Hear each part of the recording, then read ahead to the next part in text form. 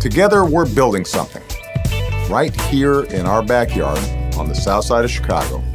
And with your help, in your community too.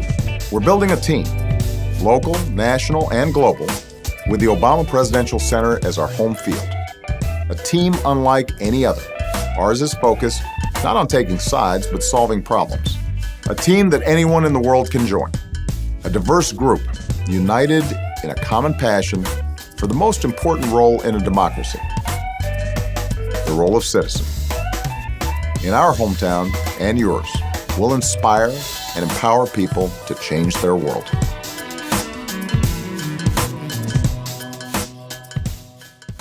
My name is Michael Reynolds. I'm a retired union carpenter and volunteer at Sweetwater every day and have been for a couple years now. The Sweetwater Foundation is a place where the community come together. Our youngsters learn agriculture and carpentry. They learn other trades, electrical, plumbing. It feels fantastic to see young people embracing building things, learning things, planting different vegetables and fruits, just to see the enthusiasm in their eyes. A lot of the news media that we get about our young people and our communities is focused on the negative. When you come to a place like Sweetwater, you see that that's not the totality of our young people, of our communities. Our young people only need someone to embrace them and let them know their capabilities. And this is what Sweetwater does. It encourages that growth in self. I've grown tremendously as a person that's been involved with Sweetwater. My name is Delfine Erasusta, and I founded the Local Innovation Networks, an NGO that works to improve management capacities of local governments. I started by myself. Now we are 35 people working, of which 30 are women. I don't know if you know Argentina, but it's really big. We have 2,200 local governments all through the country. For me, it was amazing to discover that many mayors wanted to be helped. And for me, it's very inspiring when I see a local government official or a mayor making decisions different because of all the tools and resources we give them, and with all the tools and resources they share with each other. We are all a generation that wants to work with each other, so I'm really excited to finding others that also are trying to change the world and to meet them in the Obama Summit this October. My name is Trisha Shetty. I started an organization called She Says with the aim to educate, rehabilitate, and empower women and society at large to take direct action against sexual abuse. You're either a passive watcher, you're either perpetuating it, or you're actively doing something to end the cycle. So this is where we as a community need to come together and say that no more will we tolerate this society where women are being sexually abused and we will be silent bystanders. So community intervention is of utmost importance. What we are trying to do is build a sustained movement that will ensure that we really can have a gender equal society, not 10 years from now, not 5 years from now, but today. I won't stop.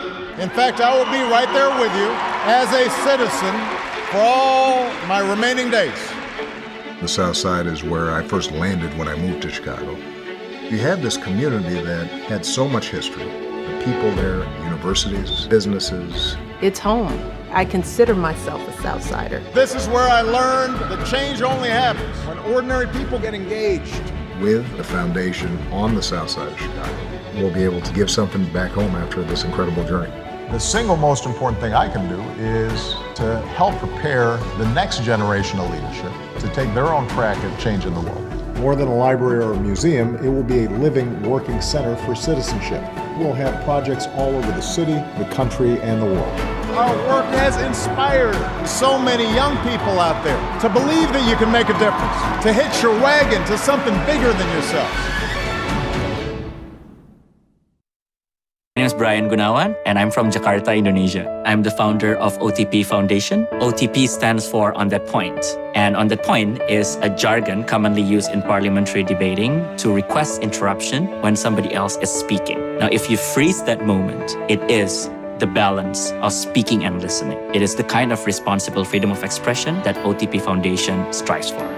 OTP Foundation works with disadvantaged communities in rural areas. We've actually educated over 10,000 individuals ranging from the age of 6 to 60-year-old even. So the idea is that whenever leadership position is assumed by these people, then they would be able to actually create better expressions of their own thoughts. We're equipping them with tools such as like structured thinking, or how do you look at different angles over a certain issue, or like how to articulate your thoughts better. When I see the smiles from those participants, I'm constantly reminded why I'm doing this, and that is just an amazing feeling in the world.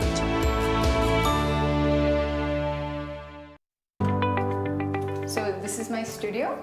It's pretty bare. I have my note. My name is Rashida Taneja. I'm from Delhi and I'm a Bangalore-based webcomic artist. I'm the creator of the webcomic Sanitary Panels. My notebook and my pens, and I can make it anywhere. Sanitary Panels is a feminist webcomic that comments on culture, society and politics. Some of my most viral comics have reached millions and millions of people, and I think it feels like a responsibility that I need to put out content that is accurate, that is fair, and that is also something that contributes to social justice through content that's viral and shareable and relatable. Initially, when I started, I had zero artistic talent. I used to doodle a lot, and the easiest way for me to communicate effectively through a comic would be through stick figures. I'm learning to draw now, but I still like this style because of its simplicity. So a lot of people have asked me why I named my comic Sanitary Panels, and I wanted it to be something representative of what my comic stands for, which is to break taboos, and I wanted it to be confrontational, basically. With Sanitary Panels, I want to leave people thinking that it's all right for them to speak their mind, because that's what I'm doing through my work as well.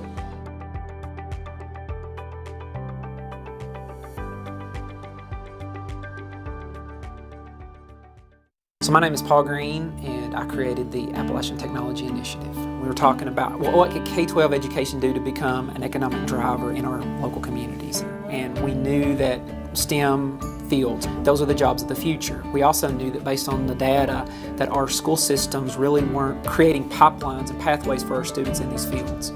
So the ATI came about as a way to create opportunity for kids. Depending on what year you look at the metrics, we are always either the first or second poorest United States congressional district, and we want to make sure that our kids in Eastern Kentucky have opportunities just like every kid in the world.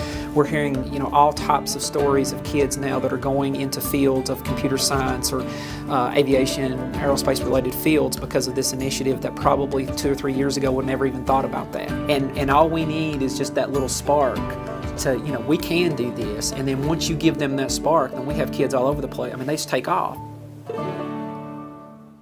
My name is Sheldon Smith, and I am the founder of the Dovetail Project that works with young African American fathers between the ages of 17 to 24 here in Chicago. Oftentimes you don't hear about the good things that are occurring on the South Side, so my inspiration really comes from being overlooked. The impact that, that I'm looking for us to have is really fulfilling the missing gaps that, that the fathers are struggling with. Overall, just giving them the space that they need to be successful fathers. When I run into alumni and I see them with their children, it's an awesome feeling, and it gives me that extra passion that I need, because oftentimes as leaders, it's tough to get that fuel that you need to keep you out here in the fight. It's really about, building one family at a time. Watching the young men go through the program and watching us make impact on their lives, it always let me know and confirm that the work that we're doing is the right work.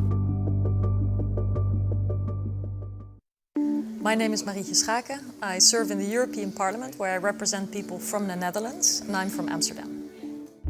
One of the key questions that I deal with is how to make sure the rule of law remains meaningful in a hyper-connected world. And so what I did with a number of colleagues is establish the Digital Agenda Intergroup, which is a cross-party, cross-nationality group of members of the European Parliament, and together we want to make the most relevant, most future-proof rules to deal with the digital agenda for Europe. And so for myself, it's great to tap into what people are doing themselves and to learn from them, from their creativity, from their solutions. And what I hope from the summit is that I can see how people have a 21st century interpretation of what civic duty, civic participation is, and especially when it comes to representative democracy that I care deeply about. I think we need to find new ways to engage and new ways to build trust.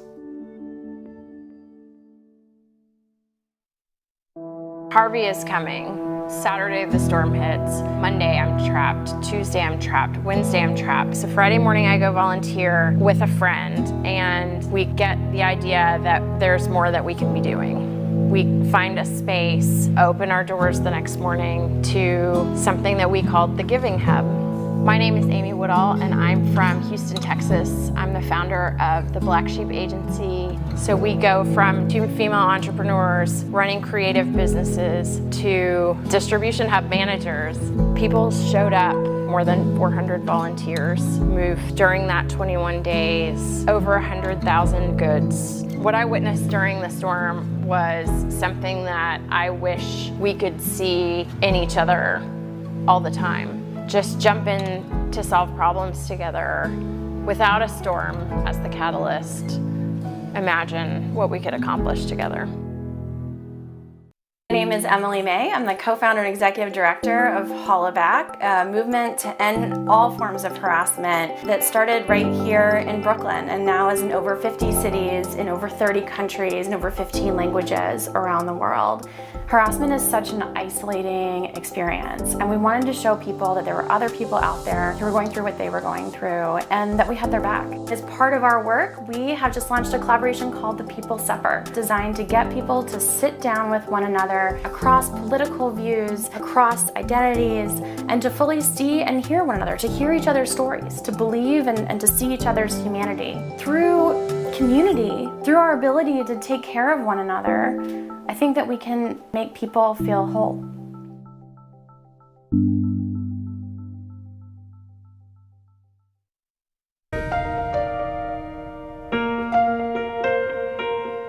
My name is Jamal Cole, and I live in the Chatham community. When you think of Chatham, you think of community groups, you think of activism, you think manicured lawns, brick bungalows, you think African American homeownership. I love Chatham.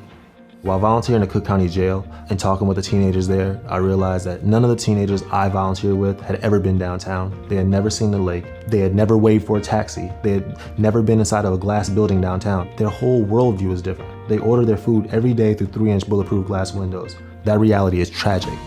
If we're gonna be serious about all teenagers having a fair shot at leading a productive life, that inequality has to be corrected. So I started an organization, it's called My Block, My Hood, My City. We take teenagers from these under-resourced communities on educational field trips, and we expose them to different cultures, different professions, and different cuisines.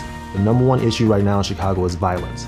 I believe exposure is a key solution to solving violence. By exposing teenagers to more opportunities, they don't have to choose violence. If they're exposed to more things and exposed to opportunities, they have a solid foundation of things to choose from, so they won't choose violence. If you show somebody better, they're gonna do better. If they don't know no better, not gonna do better. Community involvement is everything if you want to create change. It's everything.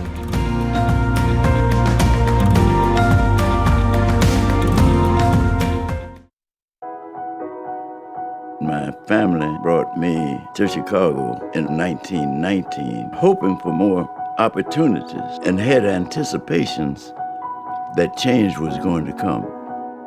I have this huge belief that Chicago is our great city. And I think that R means that all of us share in its greatness. You can start something here. You can meet everyone in your community. You can start small and grow big. I mean, this is it. This is where I'm truly making a home, building a business, and wanting to see it grow. I want to just do more for the community. I want to do more for the city.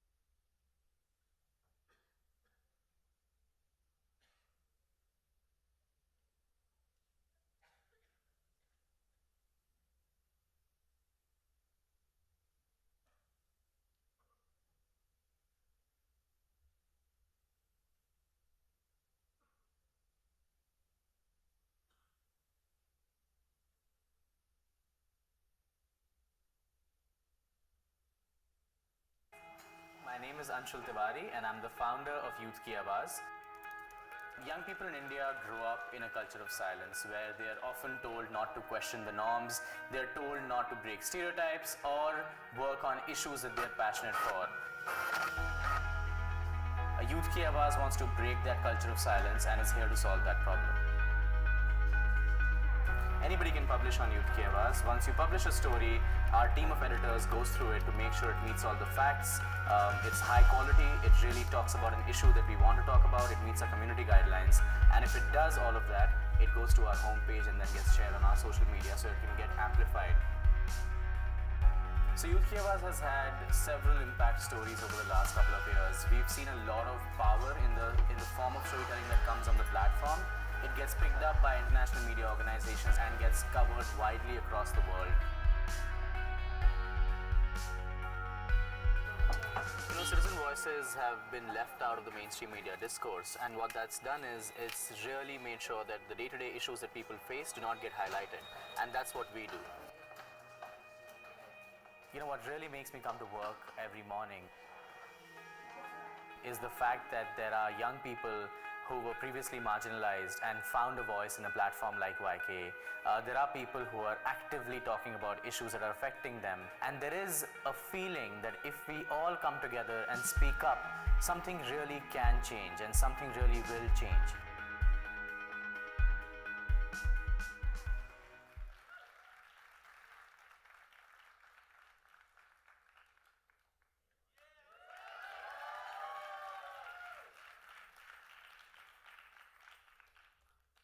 It is an absolute honor to be here at the Obama Foundation Town Hall in New Delhi, alongside hundreds of change makers from all across the country, and to introduce President Obama. It isn't an easy task, you see. There's not much that you don't already know about President Obama. But let me just remind you of something he once said that fits this gathering really well. Change will not come if we wait for some other person or some other time. We're the ones we've been waiting for. We're the change that we seek. I was born in a generation that saw the onset of the internet, the open democratic space that has shaped us and our society in more ways than we can think. As a 14-year-old, when I was first introduced to the idea of this space by my elder brother, my life changed. It instantly gave me a voice that I never thought I had.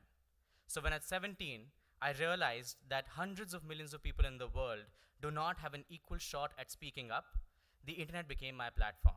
And I embarked on a journey with Youth Ki Awaaz that would change my life and that of thousands of others.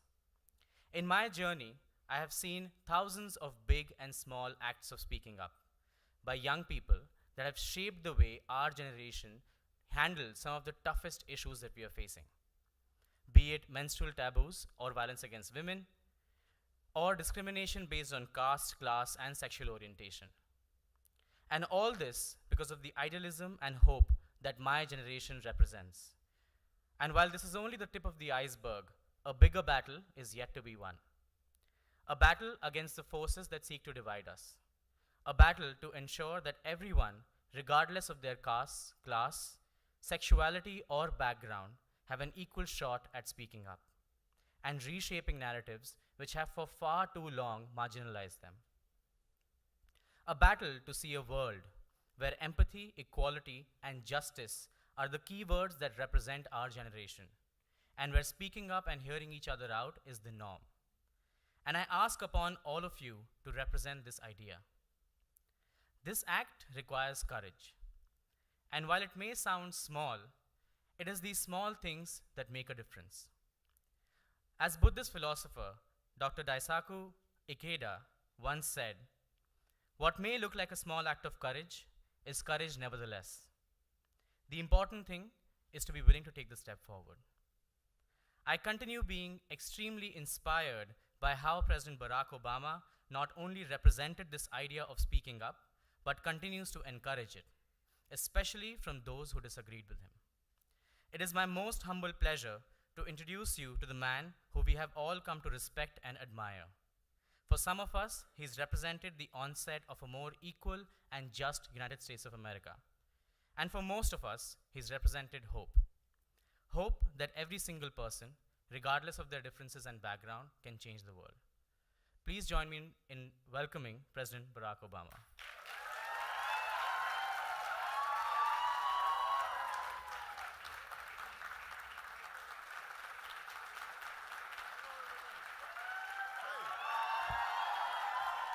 Hello, everybody. Well, thank you so much. Please have a seat. Let me just first say that I was backstage before Anshul came out, and I've never heard such a quiet, orderly group. So hopefully, now that we're kind of warmed up, people will be not feeling so obliged to be so formal. Yeah, there you go. So let me see if I can get this right. Bahut? Dhanyavad? Oh, is that right? Okay. And I want to welcome you to the first of many Obama Foundation town halls that we're going to be planning around the world. Hello to everybody who is watching on obama.org. It is wonderful to be back in India and back in Delhi. Almost 3 years ago, I had the tremendous honor of being the first American president to join for Republic Day.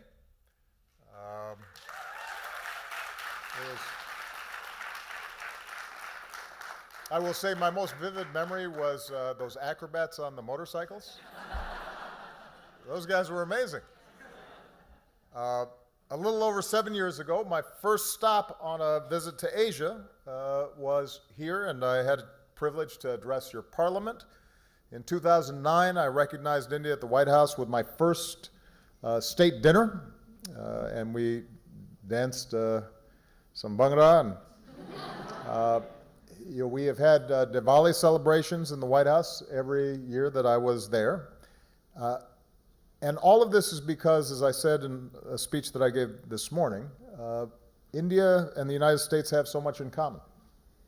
The U.S. is home, of course, to millions of Indian Americans, and their proud heritage is, at the same time, combined with an incredible contribution that they make in every field in the United States. Both of our countries are hugely diverse, and we've got different languages and different backgrounds and different ethnicities and different faiths. But what we also have in common is a set of values that we believe in deeply. And I believe that the partnership between the world's oldest democracy and the world's largest democracy could be a defining partnership of the 21st century. Now, I also believe that charting the course for that better future is going to depend on all of you. It's going to depend on young people. There are all sorts of things that I care about, all sorts of specific issues that I'm going to continue to work on, and I plan to lend my voice to focus the rest of my career on. I'll be out there advocating on behalf of doing something about climate change and doing something about inequality and making sure that women are getting the same opportunities as men and fighting against, there you go, and fighting against the forces of discrimination and tribalism and racism. But the single most important thing that I want to focus on is lifting up and identifying and working with and training the next generation of leadership, not just in the United States, but all around the world. And that's really the central goal of our foundation. It's going to be based in Chicago, my hometown, but we want to have projects, programs, partnerships, and digital networks everywhere. And I'm not just lending my name to the foundation, I'm going to be an active part of it. This year I've already met with young people like yourselves in Germany, in Indonesia, in Brazil, and then we had our first ever Obama Foundation Summit in Chicago. And I don't want to speak too long because I want to spend most of our time on questions, and Anshul is going to help to moderate it. But I did want to mention the reason I thought it was so important to do something in India. You've got the largest population of young people in the world, and that's a lot, so we might as well start big. We've already identified some remarkable young leaders who are doing extraordinary things here in India. Authors, athletes, artists, entrepreneurs, civic leaders from all across the country. We've got activists who are working on everything from education to gender equality to climate change. A couple of young leaders were recently with us in Chicago, and I just want to acknowledge them. Trisha Shetty started, where is she? There she is. Did you have fun in Chicago? Oh, see there, I didn't call on her to say that, but thank you. But Trisha started an organization called She Says, aimed at educating and empowering men and women to take action against sexual abuse. Also joining us in Chicago was Sanchana Krishnan, who works with communities to destigmatize mental health issues through the power of personal storytelling. There you are, there you are. And here in India, we've got young leaders like Kuldeep Dantewadia, who's building, where's Kuldeep? There he is. He's building this country's first, what he calls Solve Squad, of 17,500 young people so far who are driving change at the local level all across India. So the point is that these young people are already showing the power that anybody has if they take the initiative and have the courage, as Anshul said, to drive change, to make a difference. And there have never been more powerful, more accessible tools for each of you to make a difference than there are today. And in fact, I would argue, and I mentioned this in my speech earlier this morning, there's never been a better time to be a young person. I mean, it's always good being young, by the way. But if you think about it, if you had to choose a moment in history in which you could be born, and you didn't know ahead of time who you were going to be, you didn't know what your status would be, you didn't know whether you were going to be male, female, Indian or American, you didn't know whether you were going to be gay, straight, you didn't know whether you were going to be rich or poor, what caste you might be a member of, what religion. So you're just a human, and you had to choose when to be born. You choose now. Because as troubled as our politics are, as difficult as the world can seem when you're watching the newscasts, the fact is that over the past 100 years, we've come from a world where only a small fraction of women could vote to a world where almost every woman can. Since 1950, the global average life expectancy has grown by more than 20 years. Since 1990, I mean, that's not that long ago. I was in law school in 1990. We've cut extreme poverty and childhood mortality in half. Much of that, by the way, in India and China. Since 2000, we've evolved from a world without marriage equality to one in which it's a reality in more than 24 countries. The fact is, the world has never been healthier, it has never been wealthier, and despite terrible conflicts that are still taking place around the world, and remarkable cruelty and suffering, the world is actually less violent and more tolerant than it's ever been. Fewer people are dying young, more people are living not only longer but better, more girls are attending school, more adults can read, more children have the vaccines that they need. And the point is that none of this happened just because of luck. It happened because people chose to make it happen. And many of those people, working over the course of many years, started without power or wealth or title. And many of them were extraordinarily young, just like you. I always have to remind people that when you think of somebody like Dr. Martin Luther King, who did so much in our country, he was 24, 25 years old when he began as an activist in Montgomery, Alabama to try to desegregate the South. And he started in small steps, and it was only a few years later where he won the Nobel Prize and would help to revolutionize America. But it wasn't just Dr. King, it was all these young people around him who were just like us. You know, they had their flaws, they had their problems, they had their doubts, but despite all those imperfections, they pressed forward anyway, often far from the limelight, with determination and with faith in the future, because they believed that their efforts would matter and that they would be part of this upward trajectory in our human story. So that's the legacy that is available to you should you choose to grab it. That should inspire each of you to keep pushing for progress in whatever field you're in and whatever communities that you live in, knowing that your efforts matter. And I hope that all of you stay engaged after this session and are prepared to work with each other and work with us, and let other young leaders know about how we can continue to build up a community of change around the world. And that way, next time I come back to India, you guys will be here waiting for me, and you can tell me all the amazing progress that you've already made. All right? Okay, so enough talk. Let's, we're going to get Anshu back out here. Here he is. I said, by the way, that I thought he was the sharpest dresser of any introducer that I've had. I think that's a good outfit. I can get away with it. It's a little too hip for me. But we're going to sit here. We're going to use these mics. Yes. Okay. All right. And sometimes I may stand up just because I've been sitting a lot and I'm going to have a long flight to Paris right after this. So don't mind me. Should I start? Or? Yeah. Okay.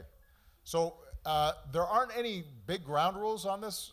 This is just a conversation. The only rules are that if I call on you, you have to stand up if you can and introduce yourself so that people know who you are. Tell us a little bit, but not too long, about what you're doing. And the only other rule is we're going to go boy, girl, because sometimes men talk too much. So that way we can assure ourselves that there's parity and equality, because we have to model the kind of world that we want. All right, we're going to start with you because you had your hand up first, and we've got microphones so that everybody else can hear you. Go ahead. Good afternoon, sir, and Yes. thank you for giving us a beautiful opportunity to come and speak to you about what we are doing in our field work and how we can contribute to your vision of a global community. Sir, my name is Preeti Khanna. I'm a Delhi University student. I'm a PhD scholar, and I'm currently working on nutrition and mental health of adolescents. So my question to you is, sir, that what is your vision of a global health community, and how can we as young leaders contribute towards it? Well, Thank you. that's a great question, and I suspect you know more of the answers than I do. But I'll go ahead and offer a general view on what I've learned during the course of my presidency.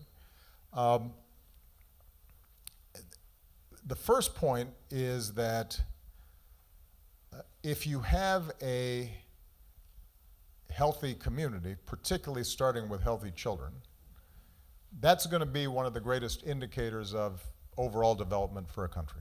So it is not only good for the individual that there's a public health infrastructure that is promoting people's well-being, but it's also good economic policy. And what I've learned is that it starts with young people, because young people are naturally healthy if people don't screw them up. And the more that you can emphasize prevention, the better off you're going to be. If you think about advanced economies, some of the progress that has been made has to do with the marvels of technology and science. And thankfully, because of things like vaccines and other discoveries, we can cure diseases that in the past we could not cure. But probably the single biggest contributor, for example, to the health and longevity of people in more advanced countries were things like clean drinking water and proper ways of eliminating waste and sewage systems. Because what those things did was prevent diseases from taking root in the first place. So obviously there are going to be differences in the communities and even within countries, much less between countries. I don't claim to be an expert on what are some of the most important public health issues in India, but I think it's fair to say that we can anticipate that basic prenatal care for mothers, that's a universal investment that when you make pays huge dividends. Children's brains develop in the womb and then in the earliest stages of life, and if you've made that investment early, then typically they're going to do much better. Having the sorts of infrastructure that I described around clean drinking water, and since we're in Delhi, I have to mention clean air. That, I think, is a big and important investment. Basic things like vaccinations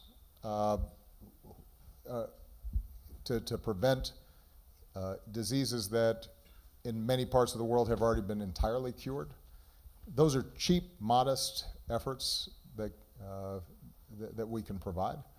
And then I think nutrition and just making sure that not only do people have enough to eat, but that they have enough variety in their diets. And the interesting thing when it comes to nutrition is that for developing countries, my hope would be that they leapfrog some of the bad habits that have developed in advanced countries around processed foods and take advantage of locally grown, more natural products, which actually can then benefit farmers and provide an economic base that is less concentrated than the highly processed foods that have taken root in many economies that result in the United States, for example, with huge increases in obesity and all the consequent health problems there. So, so you've got a lot of work to do and a lot of people to help, and I'm sure you're going to do a great job. I'm going to return to a theme that I already mentioned earlier, though, and that is because it's so important to start with children, that means that you have to make sure that the mothers are getting the support that they need, including, by the way, educating mothers, because if mothers are empowered and have an education and have some economic base of their own, typically their children are going to do better as well. Okay? Good. Thank you. Thanks for the great question. Okay. No standing up, though. That's not going to be a strategy. I'm teasing you, but it's true. Yeah, the yelling thing won't work either. Gentleman in the blue shirt right there. Oh, I'm sorry. I guess there were a bunch of blue shirts. I'm going to go ahead. Ask the question anyways. So first of all, Mr. Obama, thank you so much for being here. It's a pleasure to be here. A lot taller than I thought you'd be. You know, it's interesting. People always say that. I don't know why folks thought I was short. But my theory is because Michelle is tall. People don't, they kind of think, oh, they don't realize how tall she is, so they think, anyway, yeah, I'm a tall guy. It's true. All right, go ahead. Anyway. So my name is Uday Keith. I am a data science instructor in Bangalore. We teach out of Byte Academy. So we teach data sciences and also blockchain development. So when the Obama Foundation or any organization has the goal of training our youth, I want to understand from your point of view, where does technology fit into that aspect or that process? It's a great question. And You know, I think that, first of all, I was mentioning earlier today, I think that technology is this incredible potential force for good, but it also has problems and limits, and we have to understand how we can best use it for good, but also avoid some of the traps of technology. When it comes to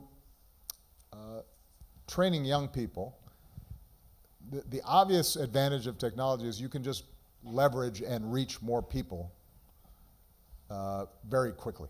So when I started my campaign in 2008, we were one of the earliest adapters of social media. And we weren't favored in my election, but the big advantage I had was I had a lot of enthusiastic volunteers and supporters all across the country. It would have been impossible for us to directly coordinate with all of them without building some huge staff and bureaucracy and infrastructure. The fact that we had social media available fairly early, not, by the way, because I was so brilliant, but because I had a bunch of young people who said, why don't we try this thing? And we were using MySpace back then. I mean, like, you know, Facebook didn't exist, and Twitter, I don't think, did either at that point. That's how old I am. But what it meant was we could just send out information. You know, if we had somebody in a fairly remote area who wanted to start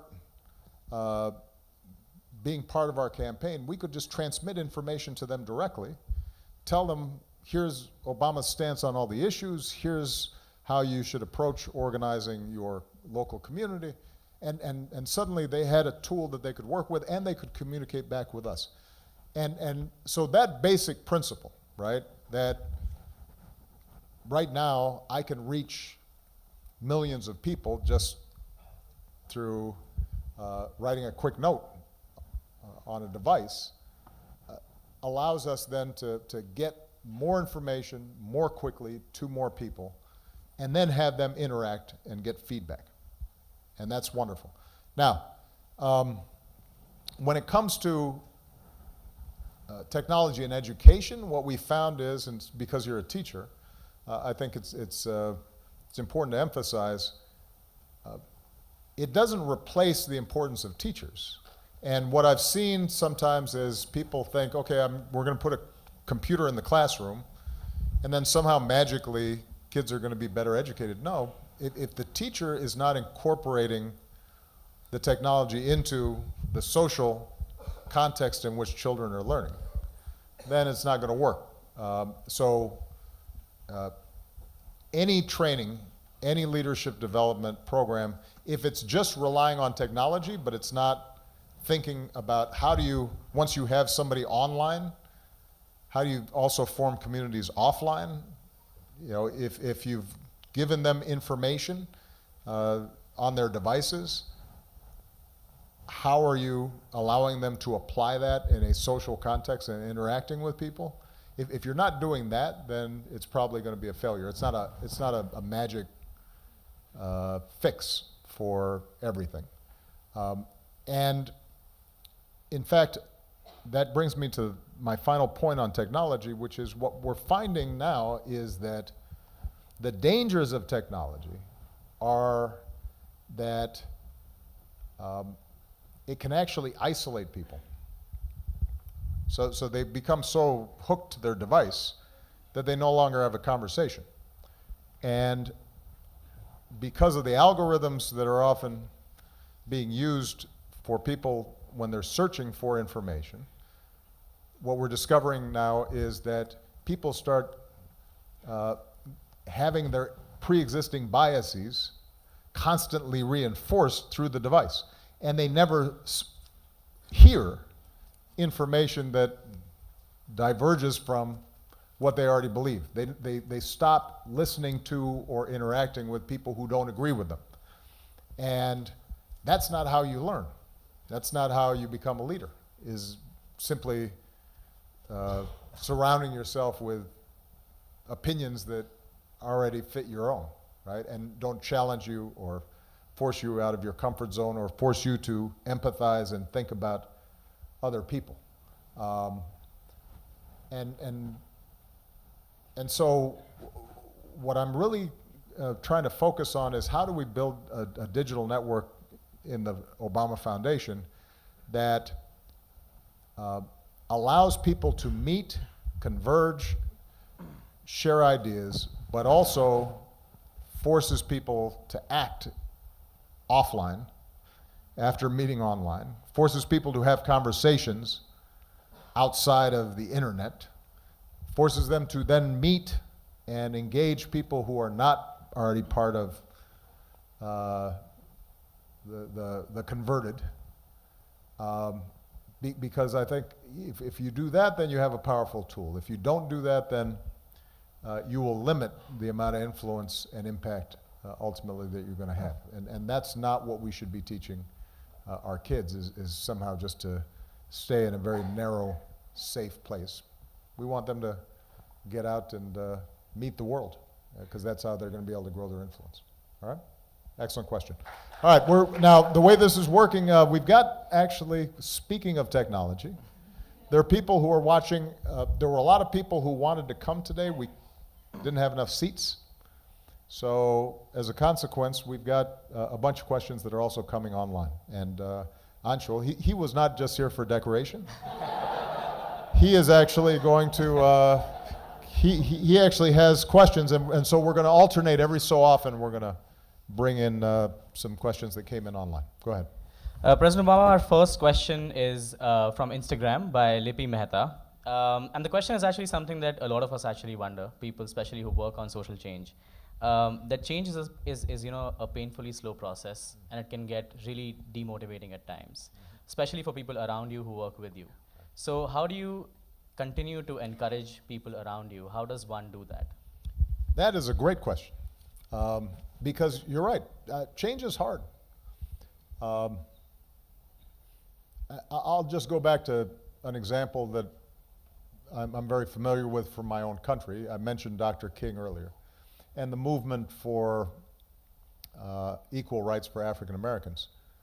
What people don't really recognize is that from the time that the Supreme Court of the United States declared that separate schools for people of different races was inherently unequal, which happened in 1954, to the time when a law was actually passed that would implement that in a serious way, that was a decade.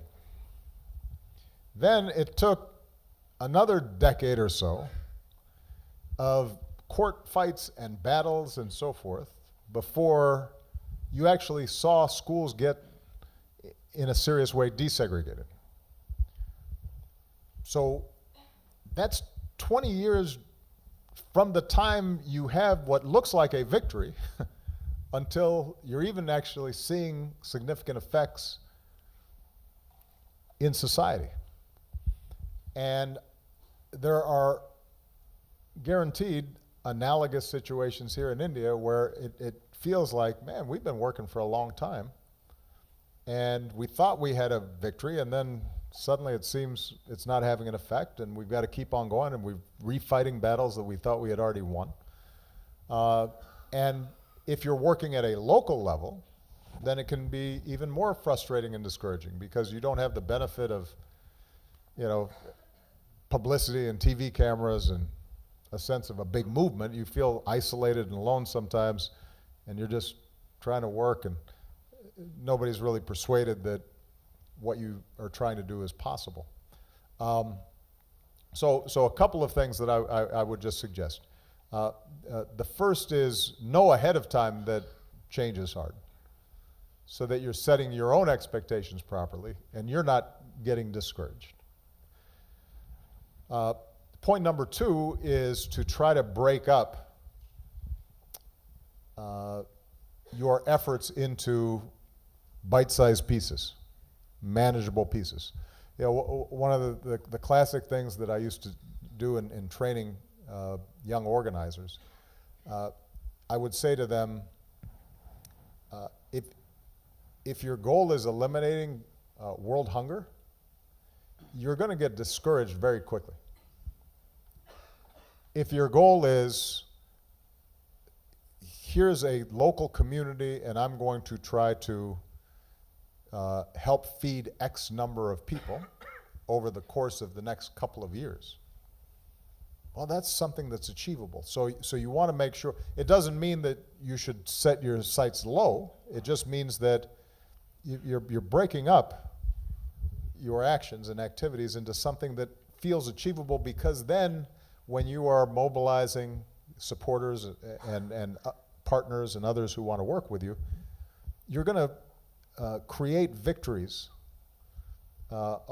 along a regular schedule, and that makes people feel as if what they're doing is worthwhile.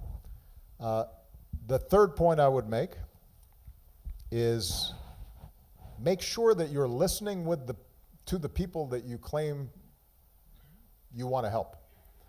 Because I think one of the fastest ways that a lot of young people get discouraged is they have a theory in their head, and then they go into a community, and the theory bumps up against reality because they're trying to tell people this is what should be important to you, and the people say, that's not what I care about, right?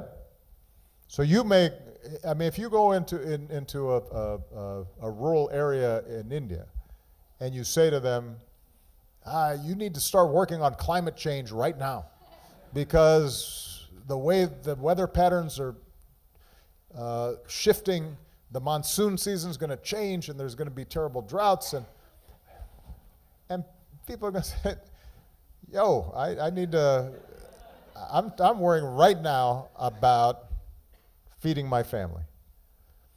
And so one of the most important principles, I think, and this prevents you from that kind of discouragement, is if you've spent time listening and finding out what it is that people themselves are concerned about, then you will shape your efforts and your agenda in a way that people are responsive to.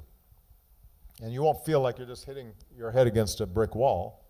You'll feel as if you're in a conversation and working with people with the energy that they naturally have. That doesn't mean that it becomes easy. It just means that you're in a relationship, and relationships with the people you're working with are really important. Then it's not an abstraction. And people, oftentimes, they'll work with you when times are hard, not because they necessarily are absolutely convinced that you're going to succeed, but because they care about you, because you have a relationship, and that's important. And then the final thing is take time to have some fun within your work. And I did not always follow this advice. All I did was party from about the age of about 15 to 20. And then something happened to me and I became very serious. And from about the age of 20 to 27, I was just always serious. And if I wasn't working, I was reading, and I only had one plate and one towel, and because everything else was wasteful. And my mother would come to visit me, and she'd say, let's go, go out to dinner, and I'd say, that's a waste, and that's a bourgeois, blah blah blah. And I just took myself very seriously. And part of it was a reaction, right? Because I had way too much fun for a while.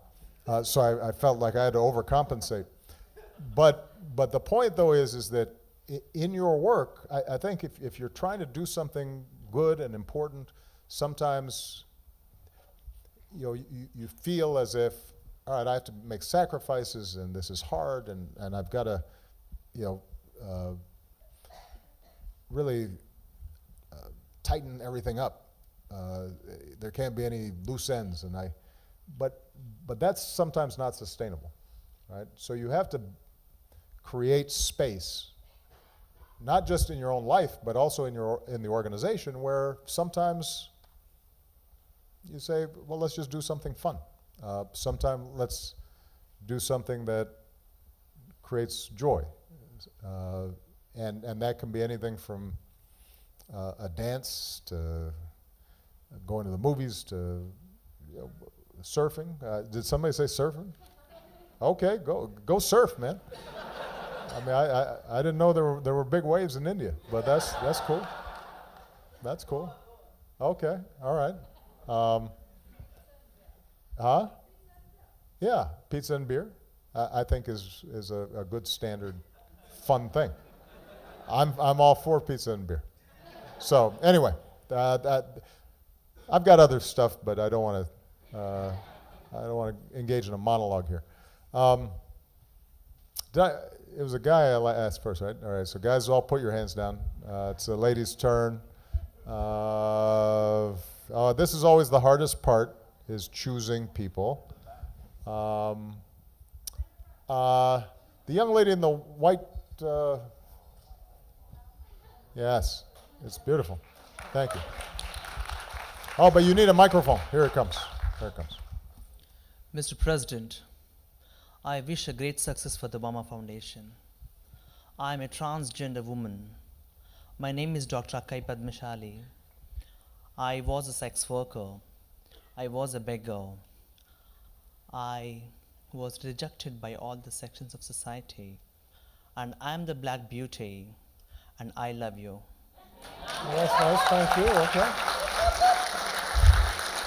Mr. President, I have so many issues to bring before you. As a social activist, founder of Pundare, I was not able to come here today from Bangalore, Karnataka to Delhi because I was facing so much of financial crisis. Did not have money to travel here. I need to thank change.org for getting me here. Okay.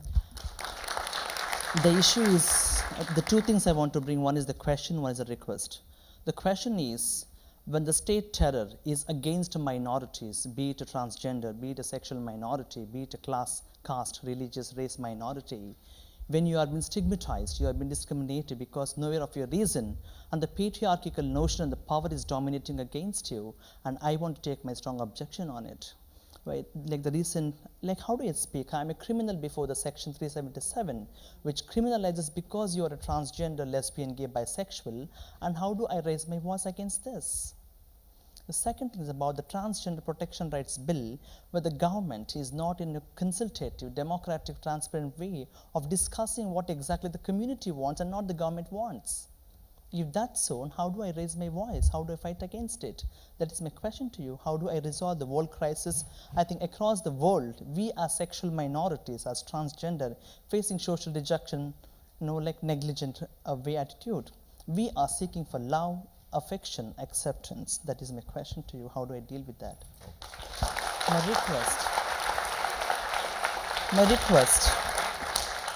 request, can I hug you? That's it.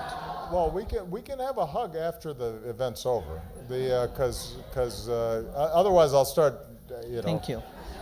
We'll be doing a lot of hugging, and I won't be answering any questions. But I can't speak to the specifics of legislation in India because I'm not qualified. I have not been keeping pace with exactly what's happening in the parliament around these kinds of issues. But I can answer your more general question. And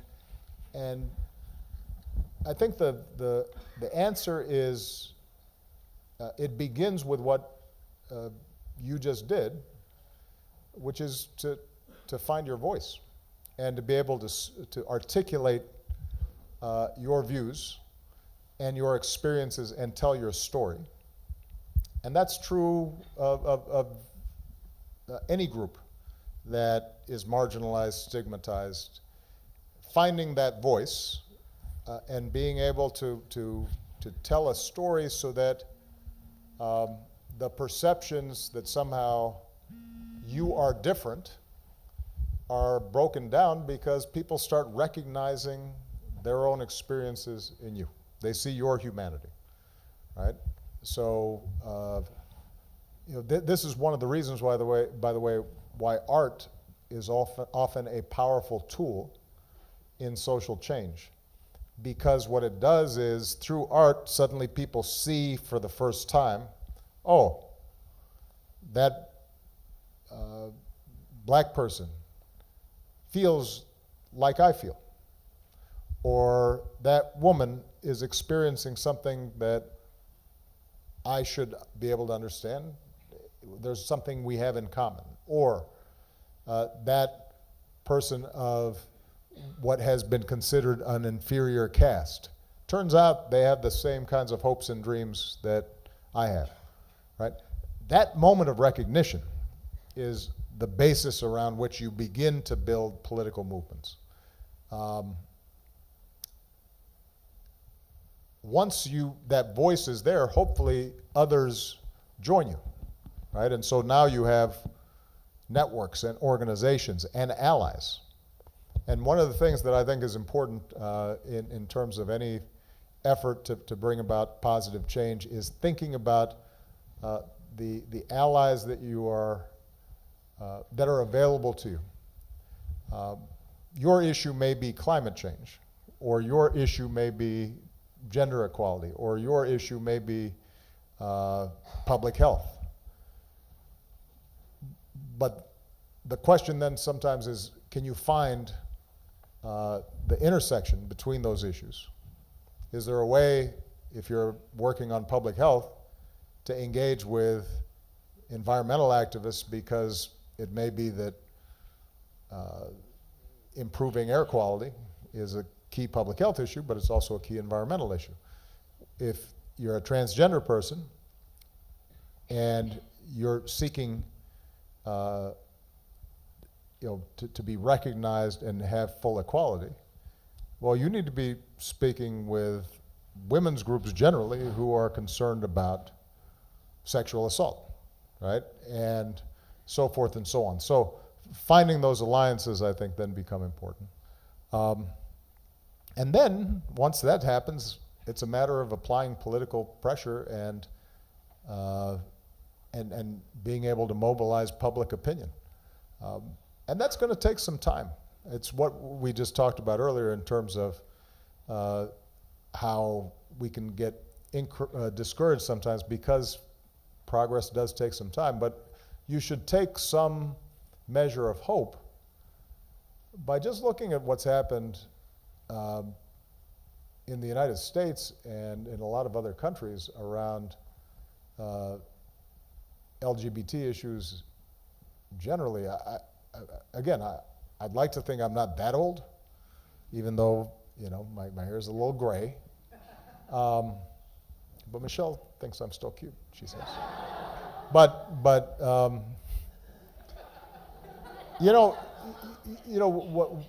I was in college, so this would be back in the early 80s, it was just beginning for persons who were openly gay or lesbian to have student organizations. The laws on the books were still discriminatory across many states in the United States. And so now there is just an open acknowledgement, even among many conservative parties, that we should not be discriminating against persons because of sexual orientation. And that happened, with respect to human history, amazingly quickly, right? In the span of 20 years, basically. Now, in the span of one person's lifetime, that can seem painfully long. But it requires a steady education of the public and then a political strategy that puts pressure on elected officials, and that's going to take some time. Yes, sir, right here. Let's get a microphone. And then we'll go to an internet question, online question. So I'm Nipun Malhotra. I'm a disability rights activist and I run the Nipan Foundation. You're spending a lot of your time post-presidency on mentoring young change makers. Yeah. What is the role of mentors in your life? You know, it's an interesting question. I think part of the reason that I consider this very important, the idea of mentoring, is that in some ways I didn't have as many mentors as I probably would have liked when I was coming up. My father left when I was very young, so I didn't know him. My grandparents, my grandfather, my grandmother helped my mother raise me, and they gave me all kinds of love and support, but and I had a stepfather who I lived with for 5 years, all of whom were very kind, good people, but I can't say that I had somebody who took me under their wing and kind of groomed me. I had to kind of figure a lot of stuff out on my own, which is part of the reason why I was partying from the age of 15 to 20. So I think it's the absence in some ways of mentors when I was young that makes me appreciate how valuable they were. Now, as I got older, I began to meet certain key people in my life who I think gave me ideas, gave me direction, but it wasn't very systematic. And what I've discovered as I became more successful was that my ability to have an impact on people, just by paying attention to them and giving them some advice and giving them some counsel and helping them learn from mistakes I had already made, they found incredibly powerful. And I realized I would have also if I had had figures like that in my life. And so part of what we've done is we've tried to systematize this. When we were in the White House, Michelle and I both would take on mentees, kids from underprivileged areas, and I'll use Michelle as an example actually, because what she did was wonderful.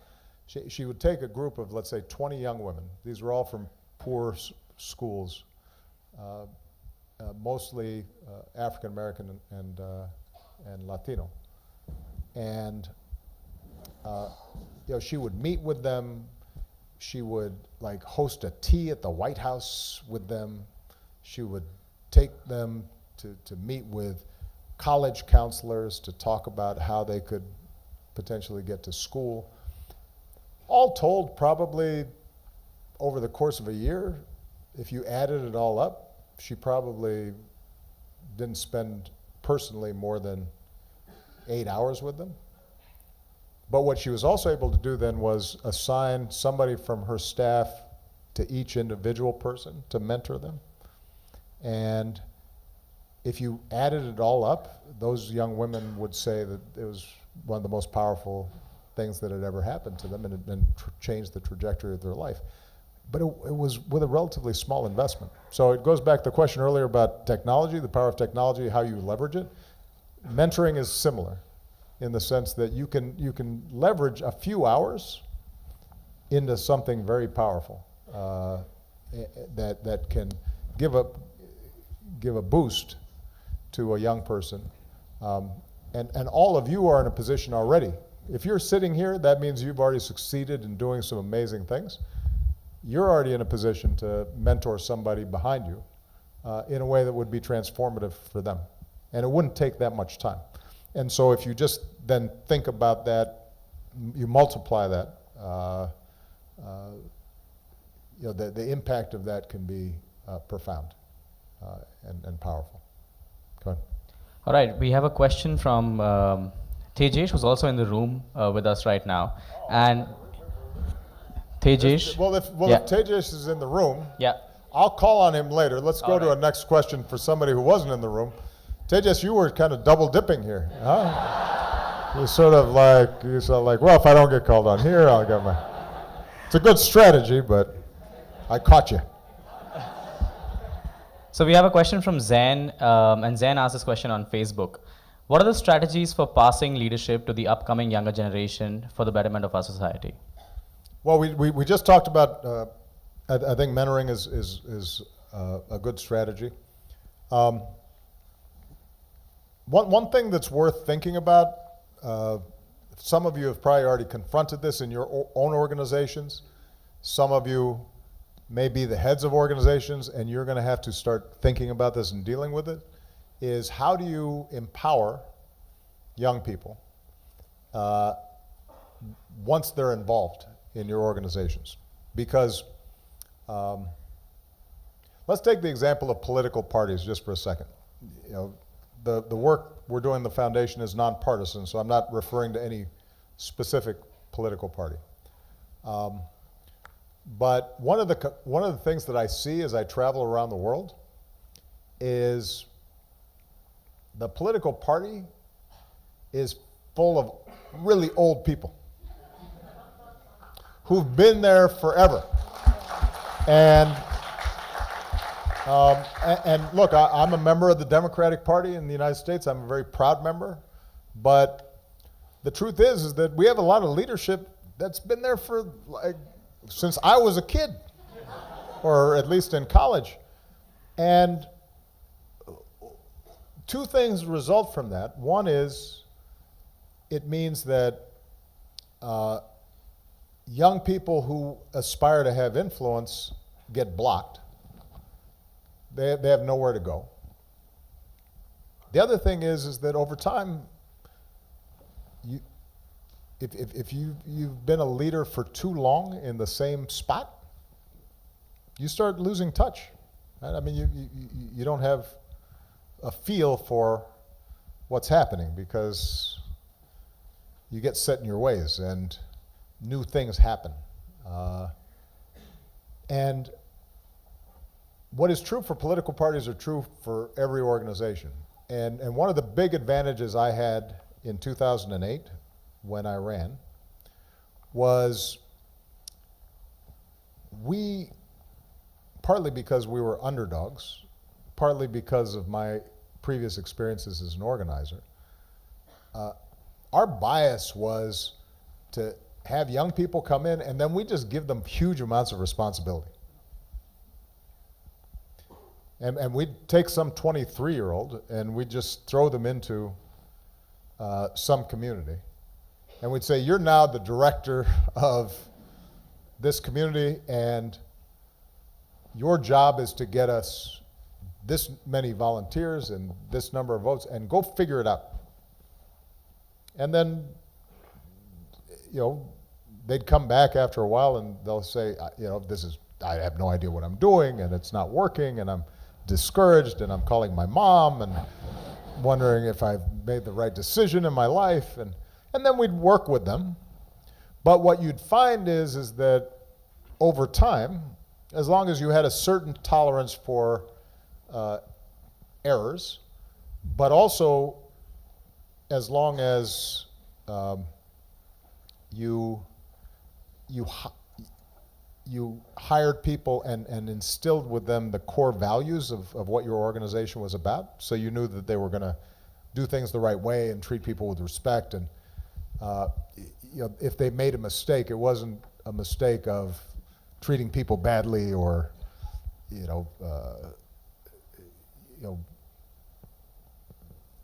somehow not encouraging other people, but they'd make mistakes that we all do, especially when we haven't done things before.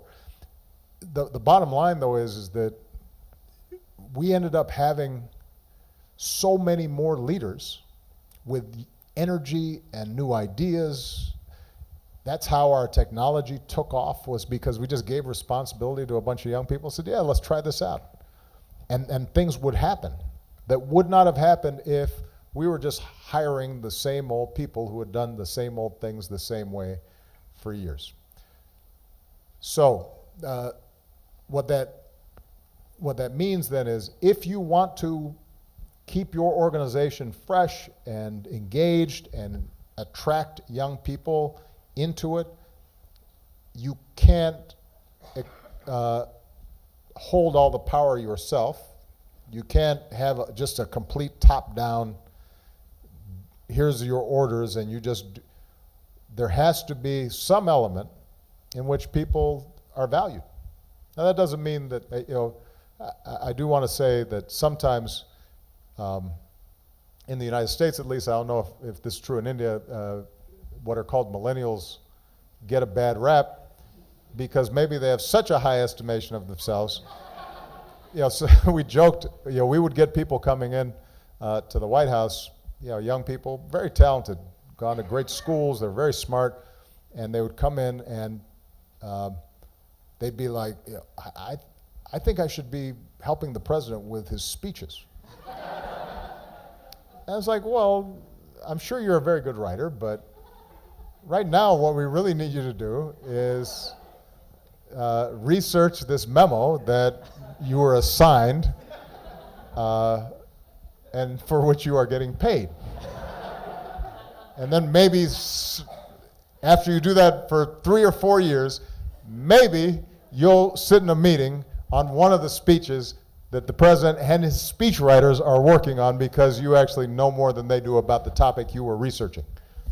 So this is an argument to make, to just give people completely unrealistic expectations about what they can do, and people have to earn their stripes. They have to pay their dues. But what it does mean, though, is that don't sell people short, young people short, about what they can accomplish. Give them serious responsibilities, care about the ideas that they have. If they don't perform, explain why and how they can do better.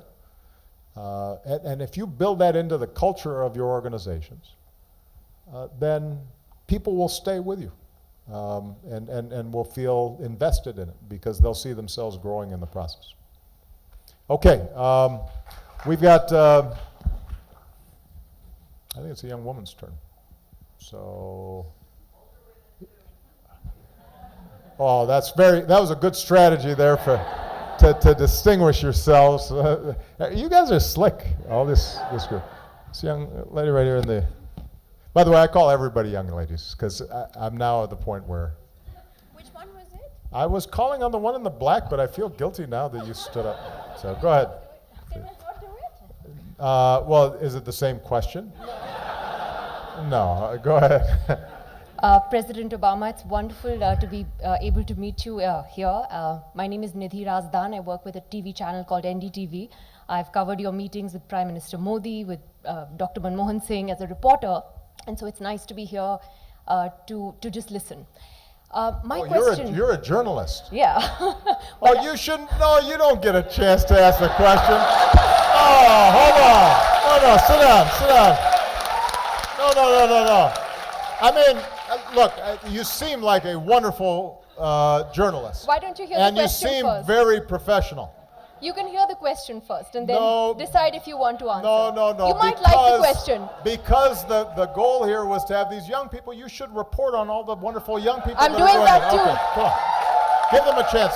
Come on, you're in front of a microphone all the time. No. Sit down. Why don't you hear the question this young lady. first? No, I'm sorry. No. Come on. Good try, though. Oh, well, that's true. You know what? Are you a journalist, too? You sure? Okay, you get your question. Go ahead. Thank you. Thank you. Now, by the way, we need good journalists, and I'm so grateful that you're covering us. But you should interview these young people afterwards. They'll have more to say than I do. Go ahead. Sorry, Nidhi. Well, President, I must actually tell you this. You're one of the finest dressed presidents in the world. Great suits. My question is really simple. My name is Malika Bajaj, and we work with a lot of women in the rural, remote village areas of my country. And what I need to understand is, so you picture a little girl with a lot of dreams, but no education. How does the Obama Foundation help people like us who are working to sort of take this forward and actually practically provide help, because these dreams deserve a life. Well, I think the kind of work you're doing is extraordinary, and just to describe our goal for the foundation, it's not to provide direct service ourselves, because obviously we don't have the capacity to build out a staff that could tackle all the problems in India, in Kenya, and the United States. Our goal is to identify young leaders like yourself who are providing services or doing direct work or civic education or whatever it is that you're interested in, and then giving you tools. So let's say that you are setting up, you've already successfully set up some sort of education programs for these young women in rural areas. You've built up a model that really works. And your dream is, I want networks like this all across the country. Well, what do you need to do that? Presumably you need more money. How are you going to raise that? You're going to need some sort of organizational strategy to build out what you're doing, perhaps state by state. You're going to need perhaps a better media strategy and social media strategy in order to publicize what you're doing. So our goal then would be to provide you with whatever tools you need to help scale up, to help succeed. And our bet would be that if we can help you succeed on a program that's working well, not only will you help those girls that you're providing direct services to, but now you're also developing a model that perhaps activists in Tanzania can duplicate.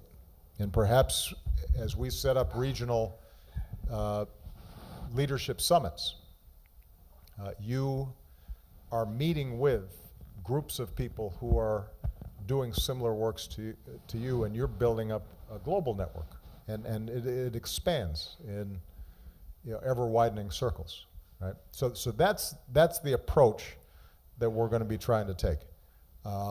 And it's still in the early phases, but what we know is that the power of network effects, the power of each of you not just doing the individual work you're doing in your communities or on your specific issues, but the power that you gain from now knowing each other and communicating and trading ideas and learning, that creates a whole that is greater than the sum of its parts, right? And that's what we want to do. That's the leverage I think that we can bring. Okay? All right, the gentleman who sneakily put his card in as well as being in the audience.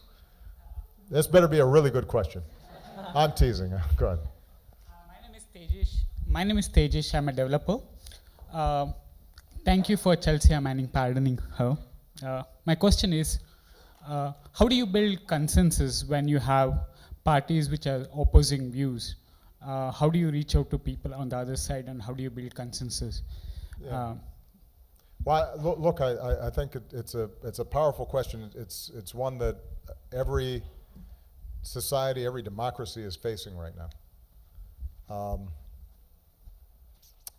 And it's not easy. I've already indicated a couple of things that I think would help. The first is just the very simple but profound idea that you have to listen more than you speak, right? I benefit from having big ears. So my mother always used to tell me to use them.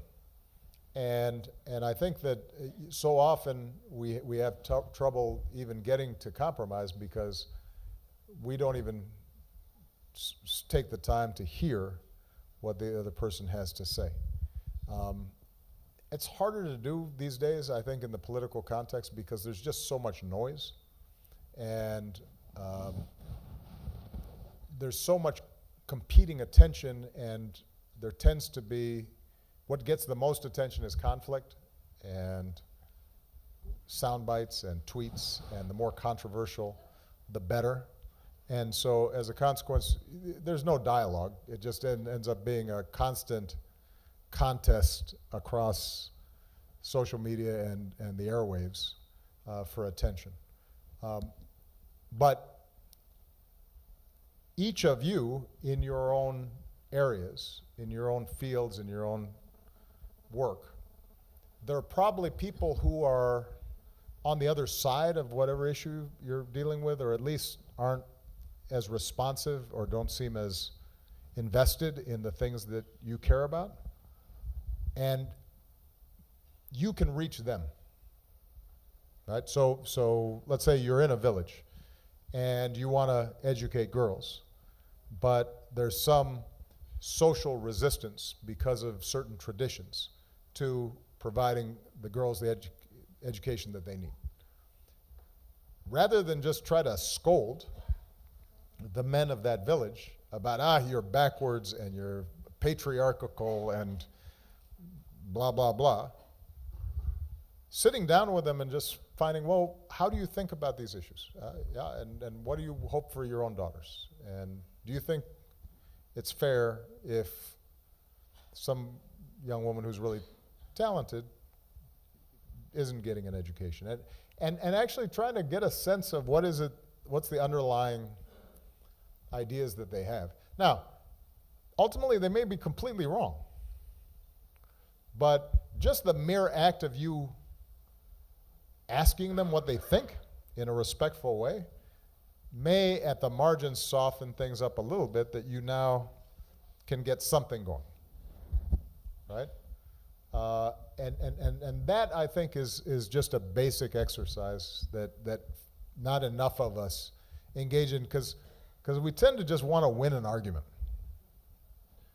right? I mean, we're trained, especially a lot of young people like you. You're smart and you're used to being clever and competing in school, and so and you start arguing and this is the benefit, by the way, of those of you who are not married. Once you get married, it may take you about 10 years to figure out that, like, winning the argument does not necessarily result in good outcomes. Like, there are a lot of times where I win the argument with Michelle, but I lose the war. And then over time you realize, you know what, let me try to figure out how am I just get things in a good place. And that may mean that I didn't win the argument.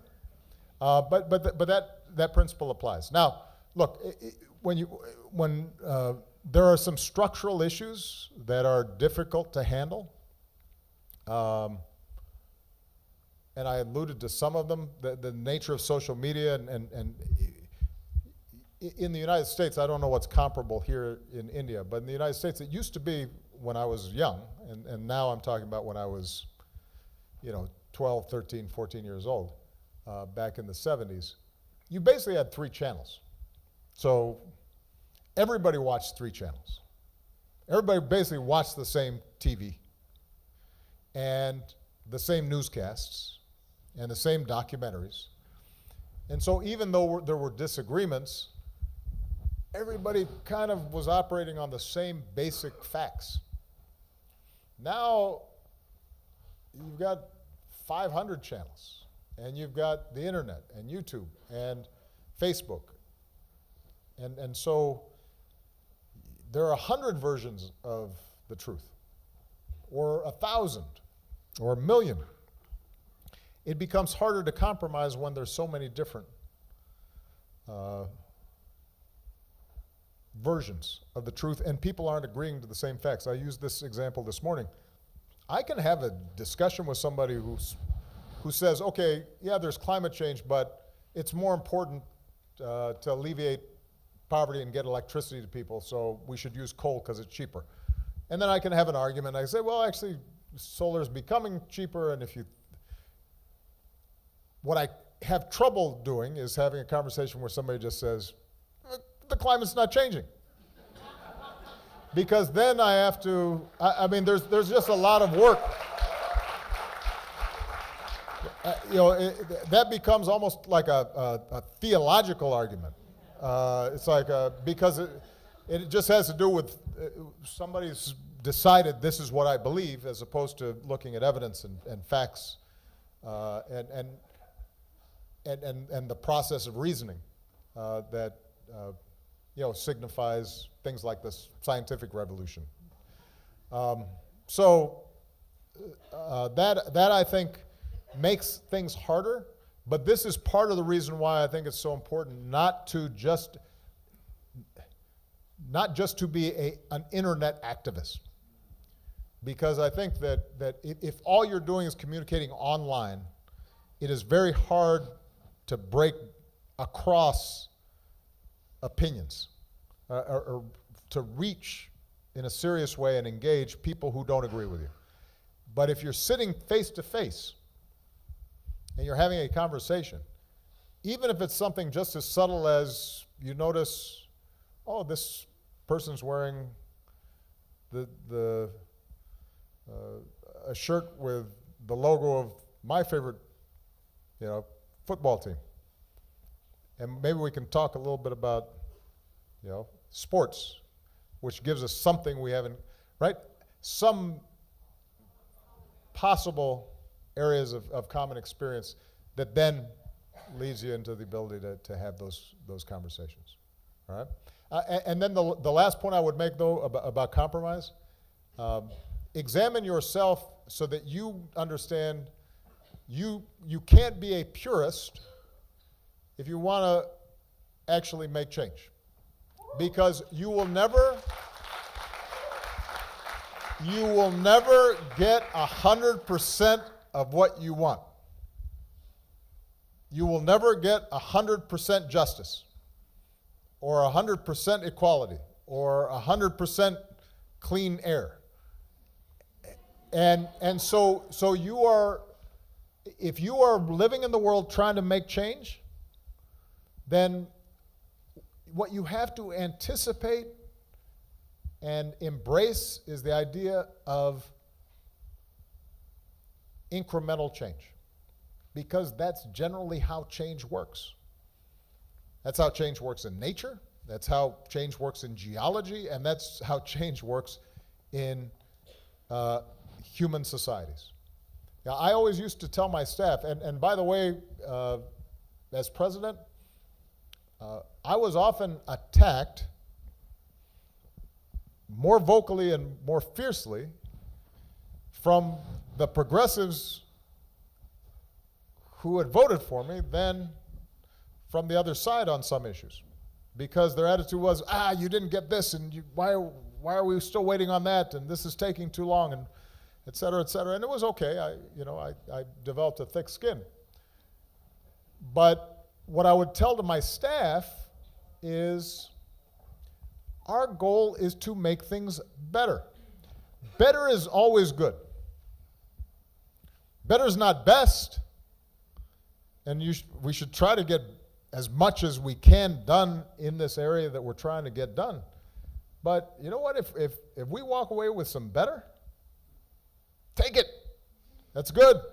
Because the idea is the next time there'll be more to work on. And you just continually move in the right direction. And your work will be unfinished. As young as you are now, at the end of your life, all of you could end up being these amazing, leaders of social movements and prime ministers and entrepreneurs. And at the end of your life, something's not going to be finished. Something will be incomplete, because that's the nature of things, right? All right. Where are we at? Am I on an internet question now? I think we can take an audience question. An audience question's Yes. okay? All right. You said that authoritatively. That's good. Where was I? I guess I answered your question, didn't I? So it's a young ladies. I've been neglectful of this side of the room, haven't I? Yes, go ahead. You are waving anxiously. Yes, go ahead, please. Thank you for your campaign, President Obama. I was a senior at Berkeley the night you were elected. Oh, is that right? It was amazing. We took to the streets because we finally had a relatable president, someone of color, with an immigrant history, constitutional law. So, I mean, I'm like your #1 fan. Well, that's great. What are you doing now? Yes, so my name is Pranita Saxena, and I run an organization called Citizengage. We're a startup, and we're building the world's first waste-to-resource grid. And my question to you... What does that mean? Great. So... Very quickly. Sure. Executive summary. Sure. So 85% of India's waste can be recycled, but 90% is sitting in landfills. And this is the case, the US landfill, 67%. We don't have a way to connect different facilities that are biogas plants, energy producers, farms, recycling centers, paper mills, to someone's waste that is willing to keep it separated and then run it like a grid to, get it where it needs to go. Got it. So this is, of course, a technology platform, requires a lot of different things. My question to you is, when we are building something like this, we have to work with governments and really difficult policies to be able to scale. So one of the biggest issues in India and other countries is that as a startup, you can't even qualify to tender. So what can the Obama Foundation do to help companies and startups working in civic change on a systematic level? How can you perhaps provide risk capital or look at social impact bonds, or what solutions do you have where we can actually scale and participate in innovating the governance of essential resources? Yeah, I think that's an interesting question. I think what is absolutely true is that there is a great interest right now in how do we channel capital into areas of great need, and in some cases using a market-based or a for-profit model to bring about social change. So the whole movement of impact investing, the interest in figuring out how do you leverage, for example, pension funds and other pools of capital to facilitate impactful change in the environment or in education or in other areas. How do philanthropies think in ways that aren't just, all right, we're going to give money to a charity, but rather we're going to give money to organizations that are trying to build sustainable models of self-help and income generation. Those are all a bunch of questions that we're very interested in. I don't have the specific answer for you right now because I think that part of what we're going to be doing is gathering up information about what's already available, and it may just be a function of us matching programs that are already developing with people who are looking for it. When I was president, alongside these young leaders programs that we started running, we also set up these global entrepreneurship summits where we would, it just happened yesterday. How'd it go? Were you there? I was there. Doing this morning. It was incredible. Was it good? It was amazing. It's a good model. Thanks, Obama. It was good. So I'm glad it's continuing. And no, I actually knew that it was continuing. I just didn't know it was yesterday. So what we know is that just the function of matching up organizations that could use capital and have a good business plan with capital that's out there is something we know how to do. but how the foundation operates optimally to facilitate that, whether that's something we do in-house or whether that's rather something that we contract out or connect and partner with organizations that are already doing it, that's something that we haven't yet made a determination about.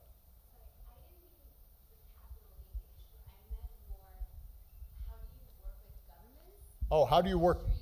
Yeah, and I mean industries where they can't take risks because the hegemony's already been part. So you're talking about, are there government regulations that are in place that are preventing some of this, in part because they're probably protecting existing industries, legacies, and so forth. And well, that just goes back to what we've been talking about the whole time. There's no magic formula for that. You got to apply enough pressure and build up enough allies to overcome the barriers that are preventing you from this new innovation.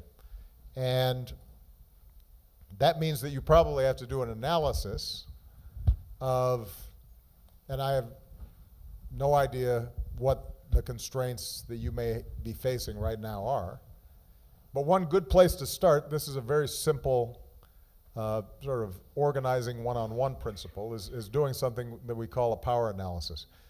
So often people start, because they're well motivated and want to do good, immediately start charging in and confront all these things that are blocking and preventing them from getting done what they want done, and they never really bothered to step back and evaluate what's the environment in which I'm trying to get this done, right?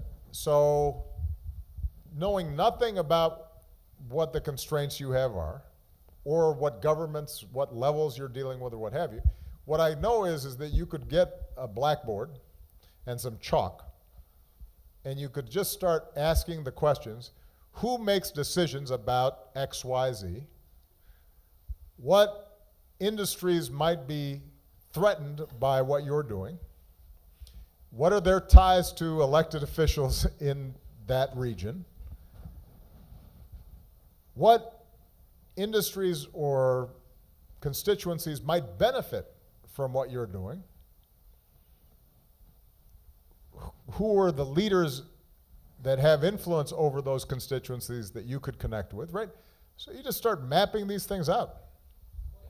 And hold on a second. So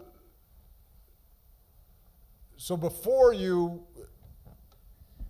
know how to overcome the pressure, you got to know where the pressure is coming from. You got to know the territory. Now, I gather this young man who just blurted something out, what he said was, what about the pressure you face? Well, yeah. Look, the fact is that you will experience pushback if you want to try to change something. Somebody's benefiting from the status quo. That's why it's the status quo. Sometimes they're benefiting it, sometimes they're benefiting from it directly, and they help design the status quo to benefit them. Sometimes it's just that they've adapted to the status quo. It may not be optimal to them, but they've adapted enough to it that now change feels disruptive and scary to them, and they don't want to change it. And yes, they will resist. And depending on the issue, and depending on the moment, and depending on the country, that resistance may be violent. Sometimes that resistance is simply economic.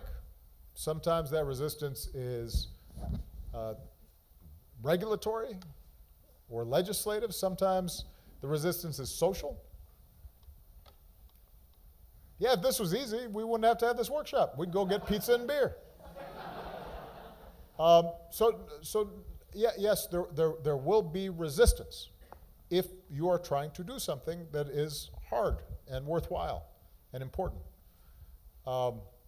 And what I'm suggesting, though, is that the purpose of the analysis is to understand where the resistance is coming from to understand the nature of the power of that resistance, to be able to understand what might counteract some of that resistance. It also means, though, remember what I said about slicing things into bite-sized pieces. It also means that if you don't have the power to overcome all the resistance all at once, well, then don't go just headlong, because that's a recipe for being really discouraged.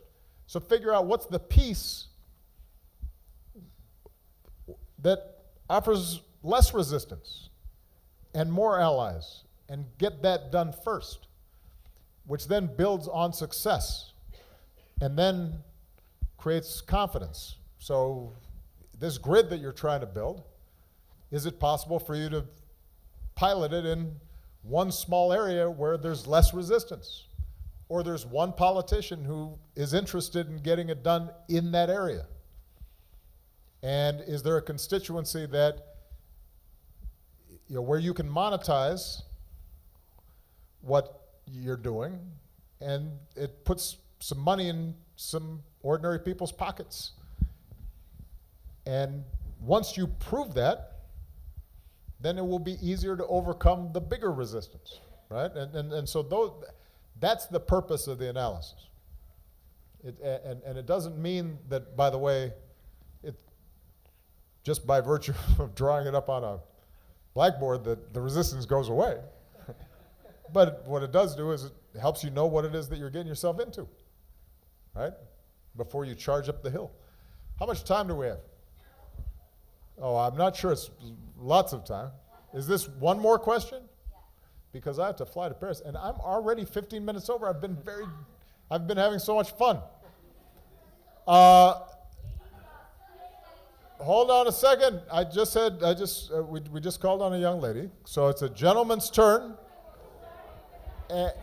No, we didn't start with the guys. This was the first. It was a young lady who we just started with. You guys are always trying to hustle me. It's good, though. It shows you're good organizers. All right, here's what I'm going to do. I'm going to take 2 more questions just because I'd like you. So, but it's a guy's turn, and so the ladies, put down your hands right now so that I can just see who it is that I should be calling on.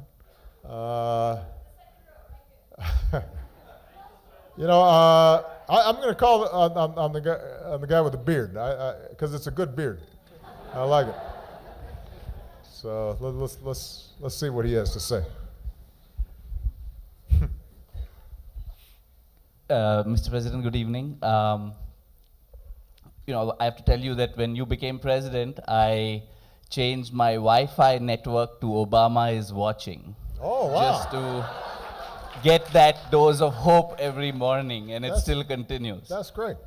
But my name is Akash Sethi, and I run a non-profit called Quest Alliance, which works on dropout prevention, school dropout prevention, and job readiness. That's great.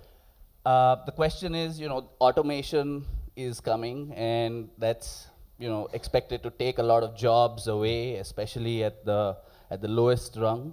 There are going to be probably new kinds of jobs that are created, and the skills that our school system is really giving young people don't really, they're not producing those kind of young people who have those skills. So what does it take to change the school system to think differently?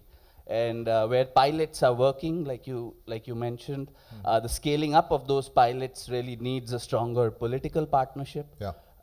And how do we really enable that kind of a movement and change? Well, it's a great question. I think your analysis is right. It's interesting. I was talking to both the Prime Minister and then had a short conversation with the opposition leader, and both of them talked about jobs and the concern about producing enough jobs for a very young Indian population. In the United States, there is a concern, even though the unemployment rate right now is low, thanks to some of the policies I put into place when I was president. But But they're still concerned about the quality of jobs, temporary jobs, et cetera. This is a global challenge that we're going to be facing. It's a combination of globalization, automation. It is going to accelerate as a consequence of AI and digital processes that allow any job that lends itself to repetition is probably going to be automated fairly quickly and very efficiently. So you're right, the nature of work is going to change. Now, keep in mind that India is such a vast country, and there's still so many needs, that the capacity for India to continue to generate manufacturing jobs, blue-collar work, et cetera, will still be there, because there's just so much to do. This is such a big market, potentially. But what is also true is that as a percentage in every country, no matter how advanced or underdeveloped, the percentage of jobs that are going to require what's between your ears as opposed to what you're doing with your hands is going to grow. And you're right that the school systems that we generally have in the United States, in India, really date back to the transition between the agricultural age and the industrial age, and don't fit the demands of an economy built on top of this rapid technological change. I think that governments are going to be more and more responsive and will recognize this fact. But the challenge is going to be building models that that work and then facilitating the transition from the old system to the new, because there will be resistance to those changes. I'm a big supporter in the United States of teachers. I think teachers tend to be undervalued, underpaid. It is the most important job that we have out there.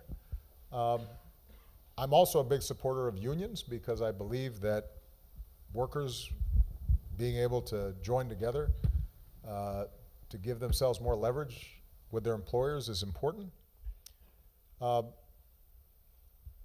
There are times where I've said to teachers' unions, though, you've got to be in front of change as opposed to resisting change.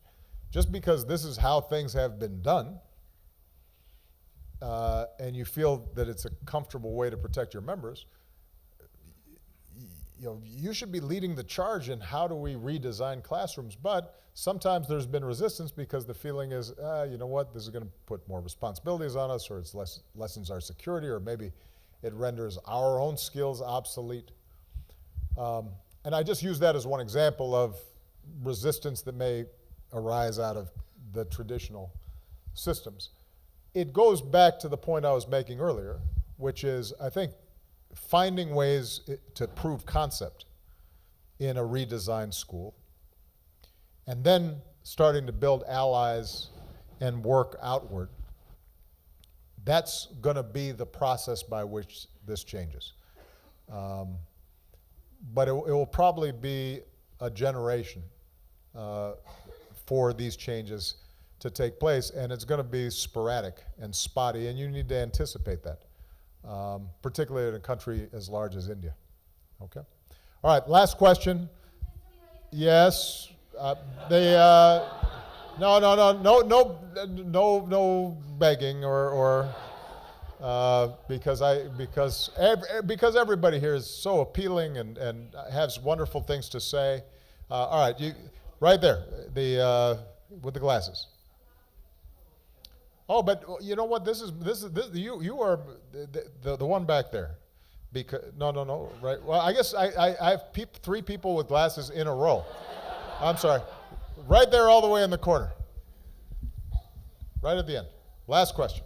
Good evening, President. My name is Pratiksha. I work as an organic farmer in Rajasthan. Cool. What do you grow? All over India. What do you grow? Oh, what do I grow? Everything from grains to vegetables to pretty much anything, to kale, to everything. Why'd you point about kale? No, to well, me? it's really. What is that? Do I look like a kale guy? Or? So, actually, I do like kale.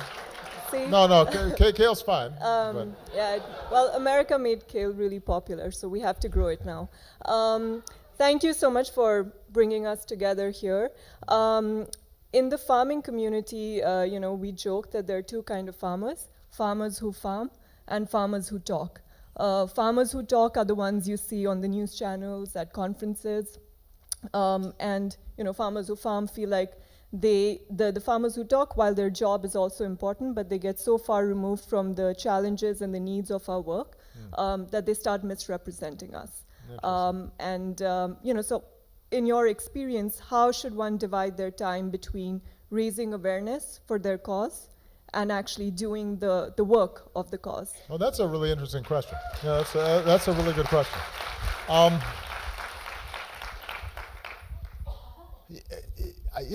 think it's going to be different for different people, right? Because part of it depends on what stage of life you're in, what the nature of your work is. Are you in a moment in time in which your advocacy seems to be making the biggest difference? Going back to Dr. King, his training was as a minister. And as he became more active in the civil rights movement, he probably neglected his ministerial duties for his church. But we're glad he did, because there was a higher, better use for his talents than just being in a single church. Although that might have involved a sacrifice for him and his family. So I think that it's going to be different for different people. What I do agree with is that trying to stay rooted in the work that is important to you, and the people that you claim to advocate for, is absolutely vital. For you to be effective, and as an advocate,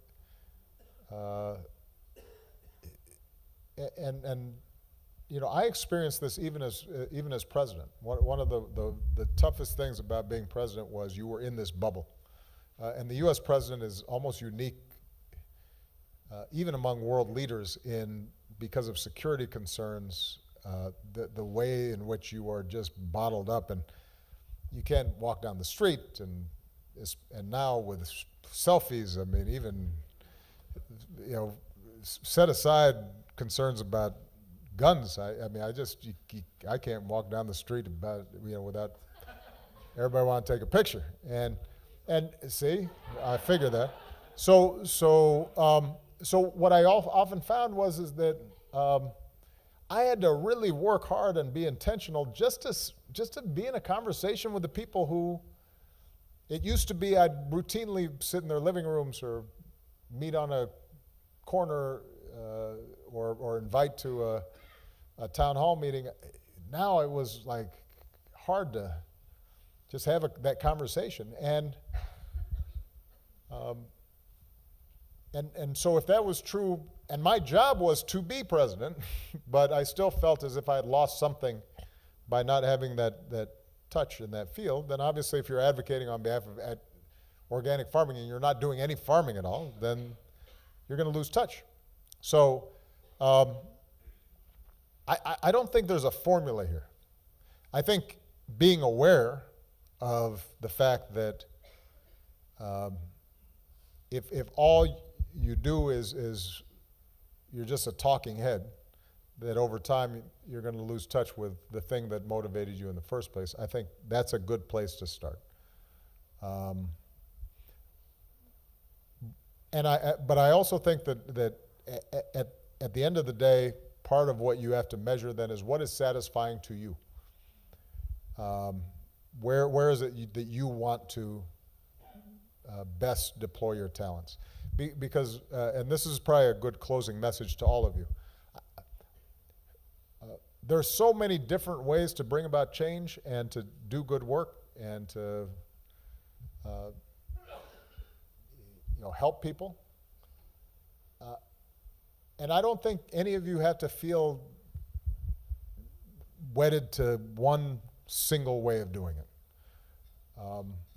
You can be a business person primarily who then also is supporting good work and is mentoring somebody as well. You can be a full-time activist who is every single day beating on the doors of power to bring about change. You can be primarily a writer who's working just to spread good ideas, but you're shy and you don't like being out front. You can be an extrovert and want to run for office and be in front of the cameras and be a spokesperson on behalf of a cause, right? There are just so many different ways that you can make a difference. And the key is for you to find what is right for you and what feels as if not only are you having the most impact, but it is also giving you a sense of strength and satisfaction. And if each of us are finding that way of even if it's small measures of courage, those single steps, then over time, India is going to be better, and the world's going to be better, and I'm confident that's what's going to happen. Because there's been a remarkable group, and I've enjoyed the conversation. Any closing words from you, Anshu? No, I think I would just like to say that it's been an honor for all of us to actually have this opportunity to ask you questions. So thank you so much for your time. And I think what you've said today about taking things forward and how we as a community need to come together, it really resonates with all of us. So thank you so much, President Obama. Thank you, everybody. Good luck.